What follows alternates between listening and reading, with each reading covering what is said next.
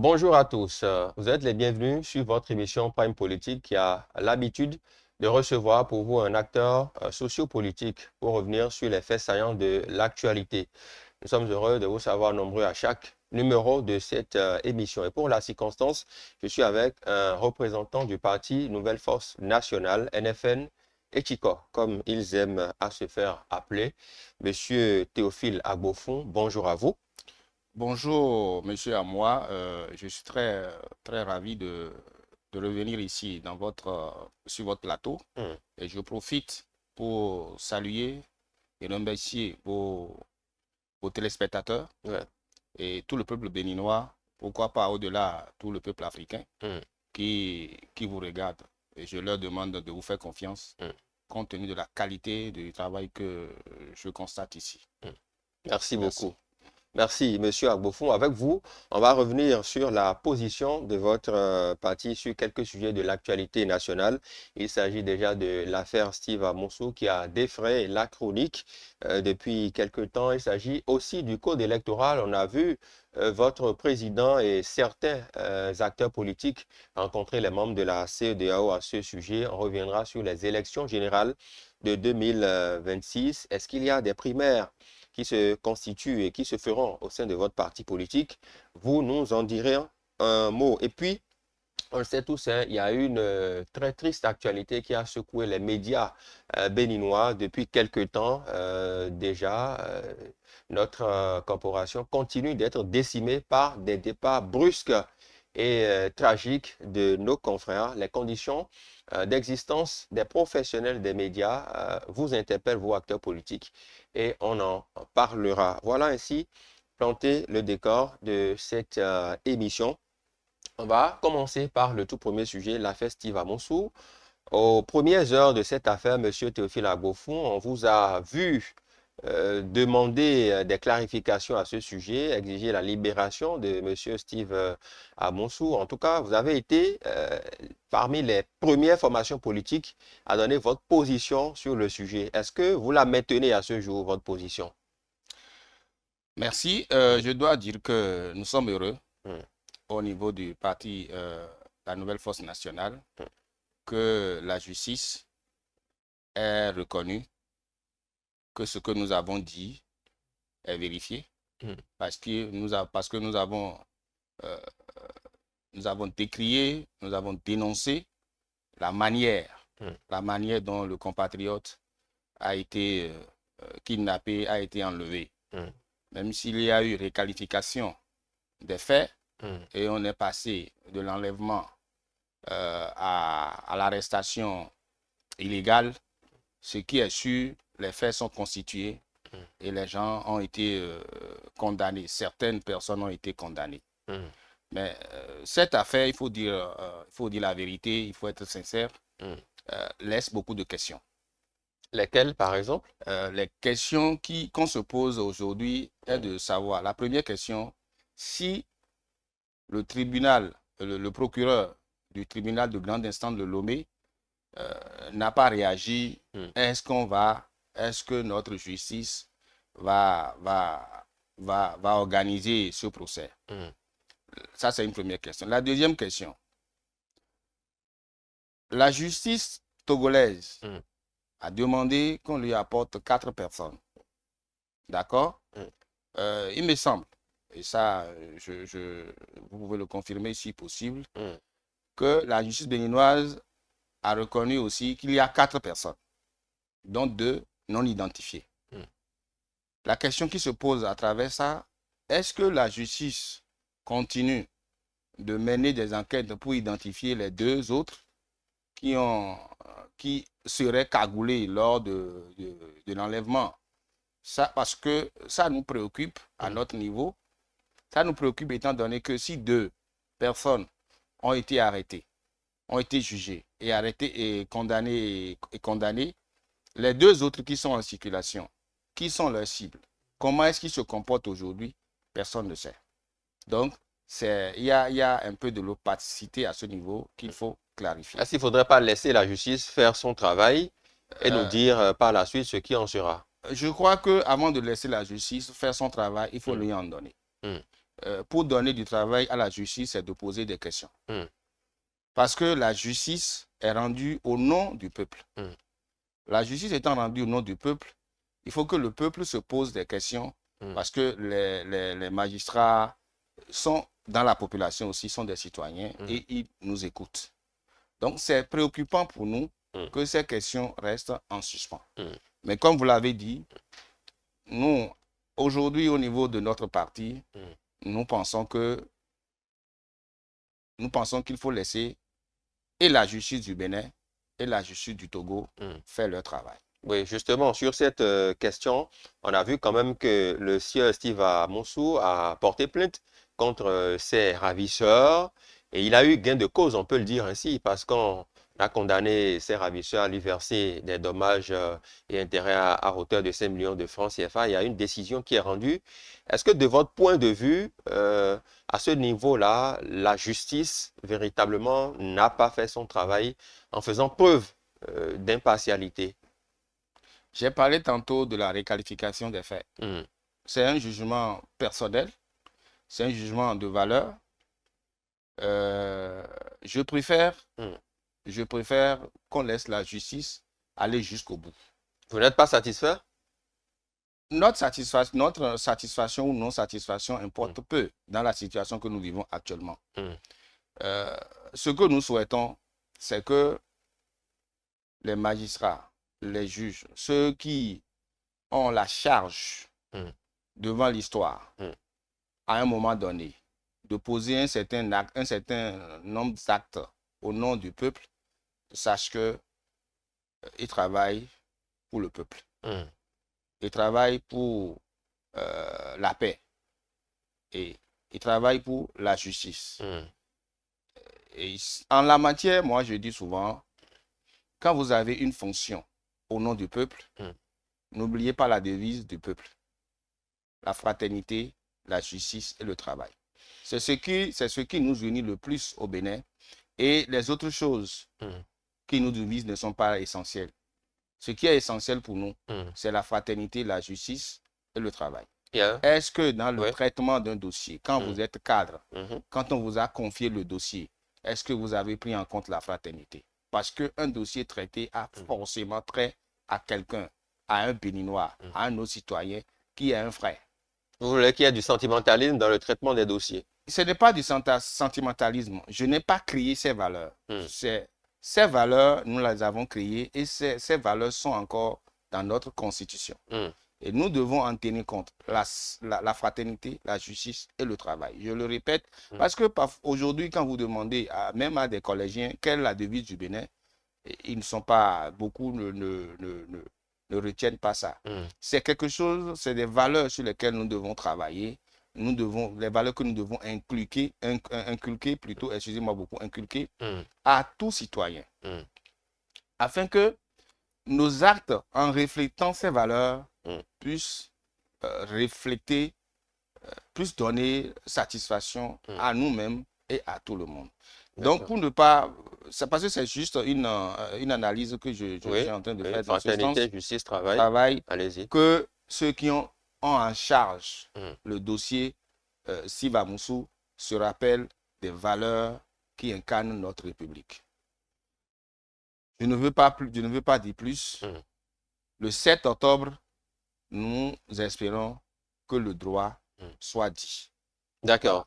Alors, on sait que par rapport à ce dossier, vous qui êtes de l'opposition, vous avez tôt fait de mélanger les pédales, de vous embrouiller et d'embrouiller aussi le peuple.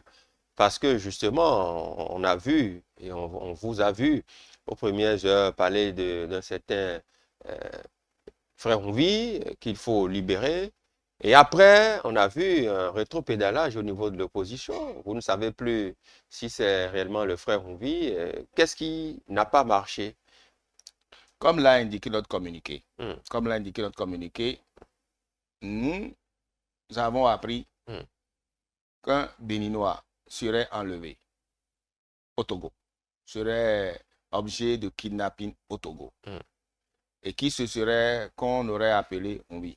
C'est ce que nous avons appris sur les réseaux sociaux et nous avons dit dans notre communiqué que c'est sur les réseaux sociaux que nous avons appris l'information. La source étant donnée, on ne peut pas nous dire que nous nous sommes trompés ou nous n'avons aucun élément pour dire voilà telle personne ou telle personne. Les réseaux sociaux sont votre source. Imaginez un instant que la justice découvre que celui qui est arrêté, celui qui a été kidnappé au Togo n'est pas un Béninois par exemple. Comment on va faire? Nous avons appris. Notre devoir en tant que politique, parce que quand vous lisez notre constitution, les partis politiques sont la responsabilité d'animer la vie politique. Donc, en la matière, nous avons joué notre rôle en disant, peu importe le nom de la personne, celui que vous avez attrapé, celui que vous êtes allé enlever, la manière dont, la procédure qui a été utilisée n'est pas la bonne procédure. Il peut arriver qu'on se soit trompé. Moi, même à travers les photos, tout ce qui se publie aujourd'hui, je ne peux pas dire, si je vois Steve debout, je dirais que c'est telle personne qui est Steve, je ne peux pas dire. Je ne sais pas, c'est à lui seul de dire. Et c'est à la justice de prouver que celui-là, Steve Humvi ou n'est pas Humvi. Ce n'est pas à nous de le prouver. Nous avons, et c'est ça ce que nous disons souvent. La loi nous impose, la constitution du Bénin nous impose de dénoncer des faits. Même si on a de la difficulté, quand vous voyez, c'est-à-dire, même de façon universelle, il est reconnu que la non-assistance à une personne en danger est condamnable. Donc, quand vous voyez quelqu'un en danger, vous devez d'abord dire il y a quelqu'un en danger, peu importe le nom que vous lui donnez. C'est la responsabilité de la justice de déterminer si effectivement celui-là est celui qu'on appelle Humvi. Nous, on a fait notre travail et nous espérons vivement que la justice fasse aussi le sien. Oui, Monsieur Agbofon, on va sortir de ce sujet, mais quand même, on sait que vous êtes un parti respectable, un parti assez sérieux. Comment est-ce qu'un parti de votre envergure peut-il se fonder sur des allégations qui passent sur les réseaux sociaux quand on sait que toute information, vraie et fausse, passe sur les réseaux sociaux? Ça aurait pu être démenti, ça aurait pu être un fake news, comme on l'appelle. Comment auriez-vous réagi? Mais écoutez, il y a un problème.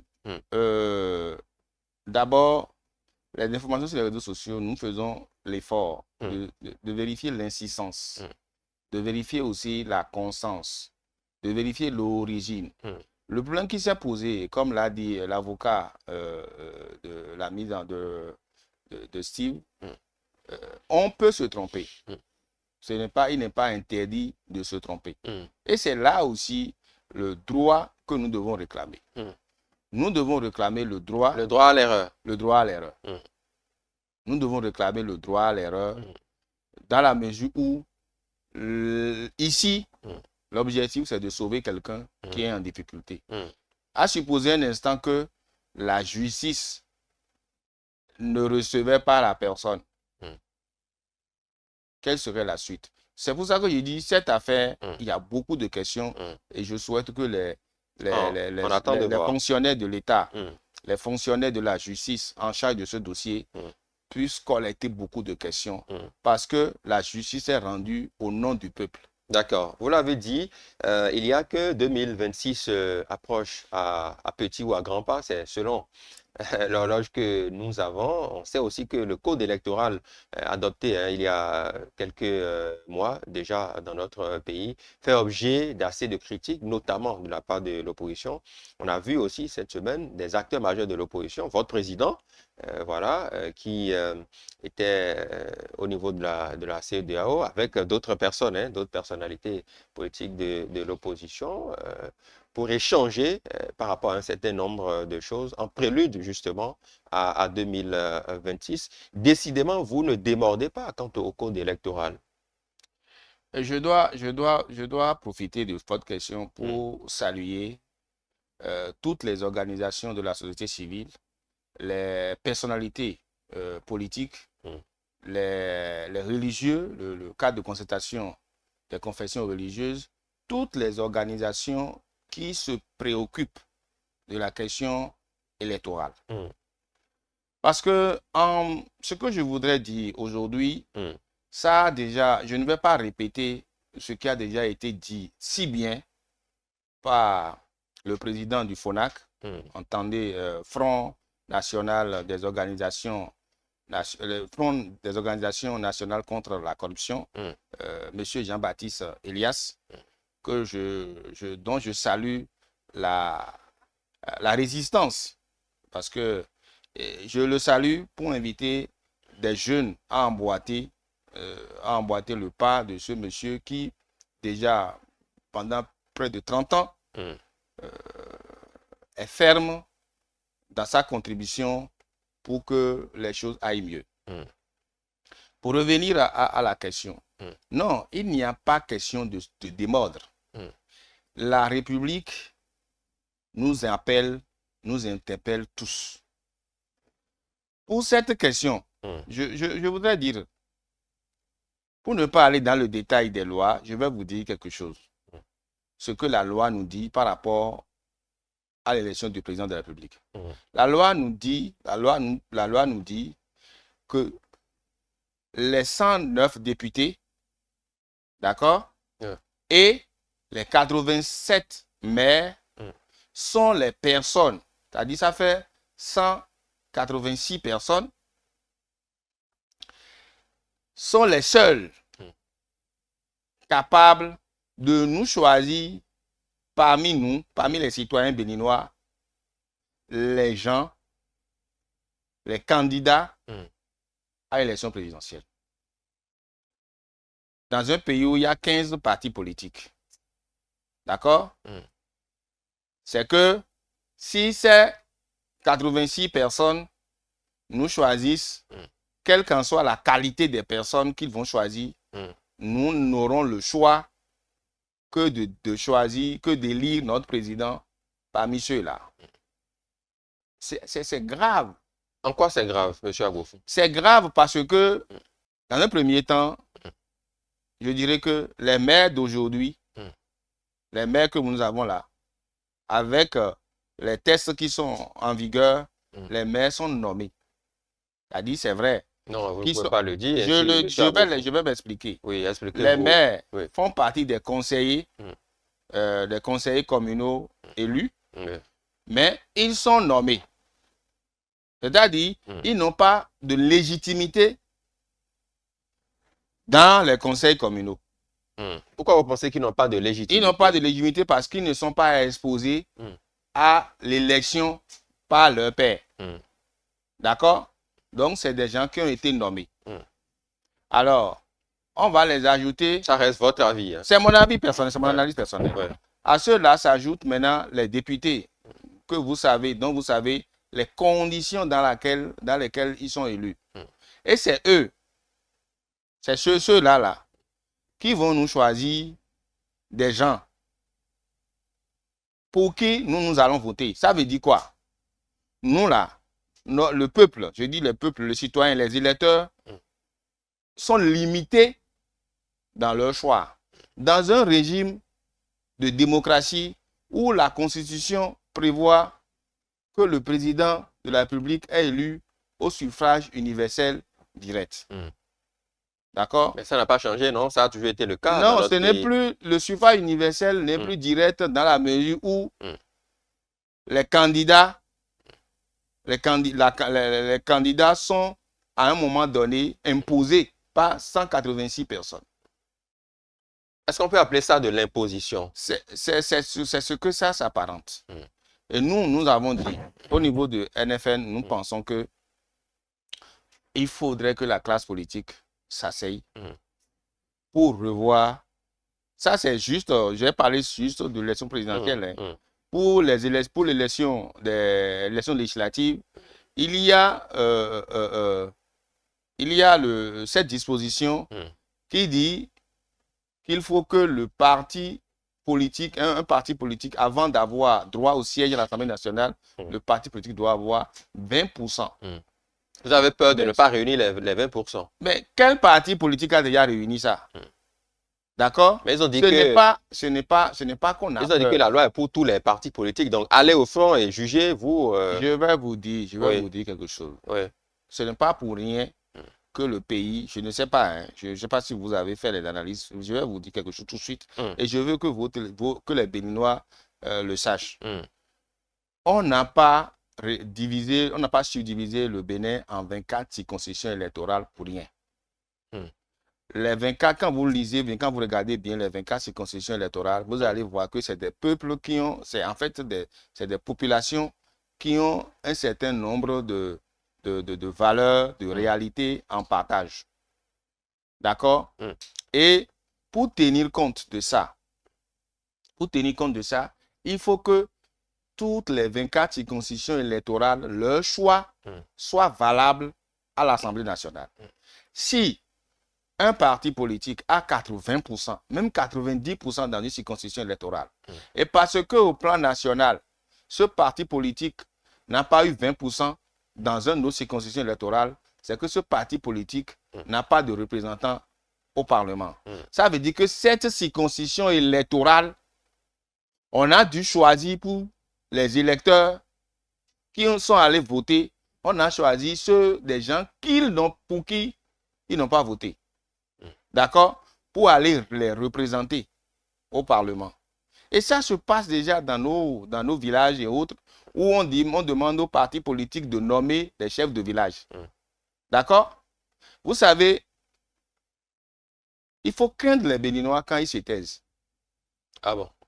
Les Béninois, quand le Béninois se tait de l'expérience que j'ai vécue à mon âge, quand le Béninois se tait, il faut le craindre. Vous êtes là, vous parlez, hein, on ne vous a pas demandé de vous taire, monsieur Agbofou. Non, nous faisons partie de ceux qui osent aujourd'hui. Parce que quand moi je finis une émission comme ça et que vous balancez ça après, les gens vont dire, bah, écoute, mais tu es où? Est-ce que comment tu vas? Et prends soin de toi, hein? Ne sors plus la nuit, hein? Vous savez tout ce que nous endurons, mais nous avons choisi de prendre le risque. Et parce que tout le monde ne peut pas se taire et agir en sourdine. C'est pour éviter que les Béninois, dans leur silence, n'agissent, que nous préférons, nous demandons humblement qu'on libère la parole. D'accord? Donc, je reviens pour dire, ce code électoral doit être revu. Complètement revu. Mais on a l'impression qu'après leur rencontre avec les membres de la CEDEAO, il y a un certain pessimisme qui se dégage. Ils n'ont pas l'impression d'avoir été suffisamment écoutés, que les lignes vont bouger. Non, le message du président du parti, le président Wilfried Apollinaire Avoyon, a été clair. Il revient au peuple béninois de faire son travail. C'est suffisamment clair. C'est-à-dire que la rencontre a été inutile. Qu'est-ce que la CEDEAO a déjà réglé comme problème dans la sous-région? Mais pourquoi vous êtes allé les voir si vous, On n'est vous pas pensez... allé voir, on n'est pas allé voir. Je voudrais aussi faire une précision par rapport à ça. Oui. La CEDEAO, les émissaires de la CEDEAO sont venus au Bénin. Oui. D'accord? Oui. Pour faire le suivi de la mise en œuvre des recommandations des élections de 2021 et de 2023. Et c'est dans ce cadre qu'ils ont rencontré les partis politiques de l'opposition. Voilà. Vous avez échangé avec eux. Et on a échangé avec eux. Ouais. Et c'est à la sortie de cette séance que le président, notre président Wilfried Apollinaire Avoyon, a été clair. Nous, Béninois, nous n'allons pas attendre une solution de la CEDEAO. Pourquoi? Moi, je fais une analyse de son intervention. Oui, je dirais la même chose. Parce qu'il ne revient pas en réalité à la CEDEAO de venir régler notre problème dans notre pays. Nous sommes suffisamment... c'est d'abord même à la limite insultant que ce problème, on ne puisse pas les régler. Et je voudrais profiter de vos caméras pour interpeller tous ceux qui ont la charge de l'animation des institutions publiques dans notre pays. Que ce soit la Cour constitutionnelle, l'Assemblée nationale, même la Haute Cour de justice, ainsi de suite. Tous ceux qui ont la charge de l'animation d'une institution de la République, à partir du chef de l'État, ils n'ont qu'à savoir. Ils n'ont qu'à savoir que la République reste. Les hommes passent. Beaucoup d'hommes ont déjà passé. D'accord? Il faut qu'on revienne aux fondamentaux de la République. Nous ne sommes pas dans une monarchie. Tous les Béninois ont le même droit. Si le Bénin était une entreprise, nous sommes actionnaires au même titre. Par conséquent, cette loi, nous sommes capables au Bénin de nous asseoir, de regarder, comment dirais-je, d'analyser les contours. Non, on n'est plus à l'étape de dire, bon voilà, il y aura des crises et tout. Non. Quand vous êtes président de la République, vous êtes candidat à l'élection présidentielle, et que votre élection n'est pas basée sur la fiabilité, la sincérité et la transparence, c'est que vous n'êtes pas un président, vous êtes un président mal élu. Et le président mal élu va chercher pendant tout son mandat à justifier le travail, à se justifier, à chercher à convaincre la population. Et il va perdre du temps et pour lui-même et pour les populations. Or, si vous êtes un président bien élu, c'est-à-dire le vrai choix du peuple, c'est spontanément que tout le monde vous aide et tout le monde est prêt à partager même vos échecs. Mais quand vous n'êtes pas dans la logique, quand vous n'êtes pas, votre élection est entachée de fraude, c'est que les gens prient. Malheureusement, les gens prient pour que vous échouez. Or, quand vous échouez, c'est le peuple qui échoue. C'est le retard du développement. Et nous vivons déjà cette situation dans plusieurs domaines. Ah bon? On est obligé de faire de la communication, de faire du tapage pour prouver aux Béninois qu'on fait du travail pour eux. Alors que si les Béninois avaient vraiment voté en 2021, vous pensez qu'ils n'ont pas voté? Les Béninois n'ont pas voté en 2021. Ah bon? Il faudrait qu'on ait le courage de le dire aujourd'hui. Non, c'est trop fort pour moi, monsieur Agbofu. Mais les Béninois n'ont pas élu un président en 2026, en 2021. Moi, je le dis. On a été aux élections en 2021. C'est mon analyse ça a personnelle. été organisé. Il y a eu des résultats qui ont été rendus. Est-ce que les élections en 2021 ont respecté les 3 critères dont j'ai parlé? Est-ce qu'il y a la fiabilité? Est-ce que les élections ont été fiables? Est-ce que les élections ont été sincères? Est-ce que les élections ont été transparentes? Est-ce que c'est vous qui êtes habilité à parler de ces critères? Les institutions en charge des élections dans notre pays. Ce que je viens de dire, je ne l'invente pas. C'est écrit dans le code électoral. Que les élections doivent être fiables, sincères et transparentes. Mais ça a été organisé, les résultats ont été rendus. Vous voulez quoi de plus, monsieur Agbofu? Mais on voit maintenant les conséquences. Quelles sont les conséquences? Les conséquences, c'est que le président a oublié de se justifier chaque fois qu'il est le président. Ah bon? Il est obligé de communiquer. La preuve, aujourd'hui, on est... Je ne sais pas s'ils ont fini la tournée de reddition de comptes. Je ne sais pas s'ils ont fini. Mais non, le peuple ne se retrouve pas dans ce qui se fait. C'est ça le problème que nous avons. Pour vous, c'est qui le peuple? Le peuple, c'est les citoyens. C'est vous, c'est moi. Et je ne pense pas que, en tout cas moi, je ne me retrouve pas. Et beaucoup de personnes ne se retrouvent pas dans la gouvernance. C'est le sondage que vous avez fait. Nous, à notre niveau, je crois que nous n'avons pas fait de sondage, mais vous devez voir déjà le taux de participation à ces élections. Vous devez voir les protestations qui ont eu lieu. Vous allez constater que les deux autres challengers du candidat qui a été élu, excusez-moi beaucoup, ça c'est pas, on ne peut même pas qualifier ça d'un match amical. D'accord. Et quand on prend du recul, parce que nous avons analysé, on peut faire des choses. Moi je dis, vous pouvez créer une entreprise et la gérer avec la bonne foi, avec toute la détermination. Mais quand vous êtes en faillite, il faut reconnaître que vous êtes en faillite. Aujourd'hui, nous sommes en faillite politique. Et je peux dire, avec le test, avec ce code électoral, si on ne le change pas, si nous ne changeons pas vite ce code électoral, ce serait un naufrage. Dans quel contexte peut-on changer ce code électoral? Quelles seront les conditions, en fait? Je crois que nous avons encore du temps maintenant, mais il faut qu'on se précipite. Parce que le protocole additionnel de la CEDEAO relative à la démocratie et à la bonne gouvernance nous donne 6 mois. Alors, 6 mois avant les élections. Nous devons rapidement attaquer le code électoral avant la fin de l'année 2024 pour avoir un code électoral consensuel. Ce qui est là n'est pas consensuel? Ce qui est là n'est pas consensuel. Mais ça a été voté à l'Assemblée nationale. Non, quand on parle de voter à l'Assemblée nationale, beaucoup de lois ont été votées à l'Assemblée. Il y a même des lois qu'on a votées à l'Assemblée et quelques jours après on est retourné à l'Assemblée pour aller les corriger. Il y a eu dans ce pays des lois qu'on a votées, qu'on a été obligé d'expliquer aux députés. Après vote. Certains de vos camarades pensent qu'il ne faut pas réviser le code électoral, que c'est bon, on peut aller aux élections avec. C'est leur droit. Il faut le leur reconnaître, c'est le droit à la différence. Mais nous avons la responsabilité. Nous donnons la responsabilité de dire publiquement et de démontrer que ce code électoral n'est pas bon pour que le président qui sera élu soit fier. Le président qui va sortir, le président qui sortira de l'élection générale de 2026, il faut que le président soit fier, il faut que le président soit le président du peuple et non un président imposé par un code électoral.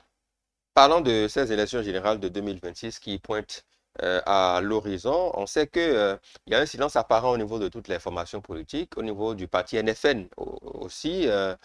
On ne vous sent pas venir, on ne vous sent pas sur le terrain, M. Agbofung. Les jours s'égrènent, les semaines s'égrènent. De quoi avez-vous peur? Nous, on n'a pas peur, hein. Nous, on est sur le terrain. Nous, on travaille tous les jours. Est-ce qu'il y a des primaires au niveau de votre parti? Au niveau de notre parti, naturellement, si c'est les tests qui ont prévu, si on n'arrive pas à dégager le candidat de façon consensuelle, on va passer aux primaires. Ce qui est sûr, c'est le Conseil national qui détermine, comment dirais-je, qui choisit les candidats pour toutes les élections. D'ailleurs, est-ce que vous êtes candidat à quelque chose dans votre parti? Personnellement, je préfère qu'on n'en parle pas pour le moment. Pour le moment, d'accord. Mais je peux vous informer que le parti Nouvelle Force Nationale ne sera pas absent à toutes les élections aux élections générales. Nous avons nos candidats. Déjà, les processus sont déjà lancés pour que les candidats pour les législatives commencent par être identifiés, jaugés, et qu'on commence par préparer leur dossier. Indépendamment du processus que nous avons enclenché pour que le code électoral soit corrigé, soit nettoyé. Donc bientôt on verra vos candidats. Oui. Nous allons aux élections parce qu'on ne crée pas un parti politique pour ne pas aller aux élections. Pour la forme. Je dois vous rappeler qu'en 2023, le parti a été écarté par des stratagèmes. Parce qu'on ne voyait pas le parti venir. Et quand on l'a retrouvé avec tous ces dossiers à jour, ils se sont demandé certainement, mais d'où viennent ceux-là et qu'est-ce qu'ils sont capables de faire. Et ils ont tout fait pour empêcher le parti de se présenter aux élections. Nous demandons aujourd'hui, parce que le parti Nouvelle Force Nationale, c'est le parti de la jeunesse. C'est le parti dont le président est le plus jeune président de parti politique. C'est le parti dans lequel nous avons des jeunes cadres. En fait, nous avons beaucoup de militants, beaucoup de sympathisants qui, aujourd'hui, ne s'affichent pas compte tenu du contexte. C'est un parti qui est préparé et qui se prépare encore davantage à surprendre. D'accord. Vous allez surprendre, voilà. Vous l'avez dit, pour les élections générales de 2026. D'ici là, on verra vos différents candidats. On est en train de finir tout doucement cette émission. Monsieur Théophile Agbofung, je rappelle que vous êtes le deuxième vice-président du parti Nouvelle Force Nationale, NFN. Vous répondez à notre question dans le cadre de cette émission Prime Politique. On ne saurait terminer sans aborder la vie des médias en République du Bénin. On sait que depuis quelques mois, notamment cette année 2024, les médias béninois sont véritablement éprouvés par le départ brusque et tragique de jeunes brillants dans divers domaines de cette corporation.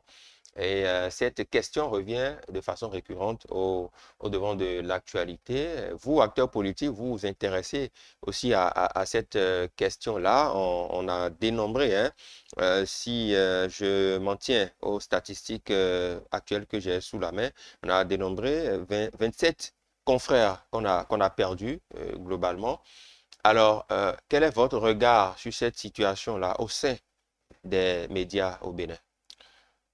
Je dois dire d'abord toutes mes pensées émues. Mm. Je dois exprimer toutes mes pensées émues aux familles éplorées Mm. et aux enfants de ces journalistes, Mm. surtout qu'il y a des jeunes. J'ai pensé également, je pense également aux veuves, Mm. aux jeunes veuves dont nous savons un peu ce qu'elles deviennent dans Mm. notre pays. Et je voudrais dire sincèrement que quand on observe, quand on observe, je vais d'abord analyser la situation parce que Mm. je suis un peu proche des hommes de médias. Mm. Et je peux vous dire ici que on n'en parle pas assez. On n'en parle pas assez. Mm. Les hommes de médias vivent beaucoup plus mal que les AME, Ah bon? les aspirants au métier des enseignants, je voudrais dire. Ah bon? Qu'est-ce Il que y a vous des le faites dire? journalistes qui sont moins payés que les AME. Ah bon? Il y a des journalistes qui travaillent aujourd'hui sans contrat. Et il y a des journalistes qui n'ont plus l'usage qu'ils veulent avoir avec leur micro et avec leur stylo. Vous savez, en matière de liberté d'opinion, Mm. le micro et la plume représentent des armes. Mm. Et c'est parce que les politiques savent le caractère redoutable de ces armes qu'ils certainement ont choisi dans la logique dans laquelle ils se sont inscrits, ils ont choisi de vous museler. Ils ont choisi de maltraiter ceux qui peuvent vraiment ouvrir les yeux, pour utiliser cette expression, tous ceux qui peuvent informer et éveiller les consciences. C'est de ça qu'il s'agit. Parlant de la situation de la presse, c'est parce que les gens sont ceux qui meurent, ceux qui sont morts, paix à leur âme, on n'a pas d'éléments pour apprécier au cas par cas Mais ils sont partis pour diverses raisons. les causes Il y a de leur décès. différentes causes, oui. Mais généralement, pour le peu de séjour, en fait, pour mon séjour dans le secteur de la santé, on travaille sur les déterminants de la santé. Est-ce que aujourd'hui, ces journalistes, avec le salaire dont j'ai parlé, les conditions de travail dont j'ai parlé aujourd'hui, vous savez, la difficulté d'accès aux soins, surtout quand on n'a pas les moyens, est-ce que ce n'est pas pour ça que les gens ont carrément, ces journalistes, et ce n'est pas seulement les journalistes, hein, les enseignants, les gars petits, tout cela, renoncent. Ils renoncent aux soins de santé, pas parce qu'ils ne veulent pas, mais parce qu'ils n'ont pas les moyens. Donc, il faudrait que les autorités politiques pensent non seulement à libérer la parole, parce que quand on va libérer la parole, on va donner du travail aux journalistes. Le journaliste, l'homme de presse ne va plus courir derrière les gens, excusez-moi beaucoup le thème, mais c'est plutôt les gens qui vont courir vers la presse pour communiquer. Et quand les gens vont courir, parce que c'est une question de l'offre et de demande. Quand vous muselez les gens, alors que vous avez promis que les gens auront égalité de chance, égal accès à la presse, alors quand ceux-là sont muselés et que les journalistes sont obligés de les supplier pour pouvoir leur donner la parole, c'est normal que les journalistes ne soient pas bien traités.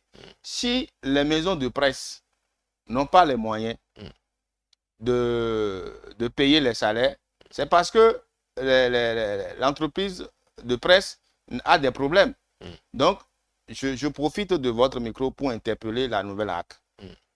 Dans leur stratégie de ramener l'église au centre du village, ça, ce sont les expressions d'Edouard Loko. Pour prendre les expressions du président de la RAC, oui. Je voudrais aussi lui dire que nous l'attendons devant l'histoire. Que les Béninois sachent que le principe, il y a un principe important qui est le principe de l'ingratitude politique. Ce n'est pas parce que vous êtes nommé par quelqu'un que vous devez forcément faire à la lettre ce qu'il demande. D'ailleurs, il n'y a de loyauté que vis-à-vis de la nation. Il n'y a de loyauté, de respect profond que vis-à-vis des tests de la République. Donc, on les attend. Nous, à notre niveau, nous pensons que si vous nous faites confiance, non, on n'est pas en campagne électorale, mais nous travaillons fortement, nous travaillons au niveau du parti, la Nouvelle Force Nationale, pour que si le peuple nous fait confiance, qu'on puisse changer beaucoup de choses. Parce que si les gens sont informés, et c'est le problème, le même problème, la politique, je veux le dire devant votre micro, je le dire aujourd'hui, je veux le dire avec toute la gravité. Je veux que les gens m'écoutent correctement. La politique est très sérieuse pour être réduite à des jeux d'intérêt. Parce qu'elle engage le pronostic vital des personnes les plus vulnérables, et c'est le cas des gains petits, et l'avenir de la nation. Vous pensez que, bon, aller aux élections, c'est que, bon, avec les tests, non. Aller aux élections, ce n'est pas gagner un marché public. Parce que quand vous gagnez un marché public avec des combines et que vous réalisez mal, c'est que c'est la réalisation là que vous avez faite mal pour quelques milliards ou pour quelques millions. C'est ça. Le peuple peut travailler et reprendre. Mais quand vous gagnez mal les élections, c'est la vie même du peuple. C'est la vie même du peuple que vous mettez en danger. Donc, les élections déterminent la qualité de vie des citoyens. Mais beaucoup ne prennent pas ça en compte. Et il faut que vos collègues